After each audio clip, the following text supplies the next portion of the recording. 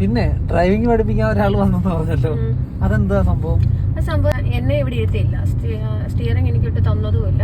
നമ്മുടെ ഓപ്പോസിറ്റ് സൈഡിൽ എത്തിയിട്ട് ആ ചേട്ടൻ തന്നെ ഓടിച്ചിട്ട് എന്നെ NTPC റോഡിലൊക്കെ കൊണ്ടുപോയി. എന്നിട്ട് ആ ചേട്ടൻ തന്നെയാണ് ഓടിക്കുന്നത്. ഡ്രൈവിംഗ് പഠിക്കാനാണോ വിളിച്ചത്, ടാക്സിയാണോ വിളിച്ചത്?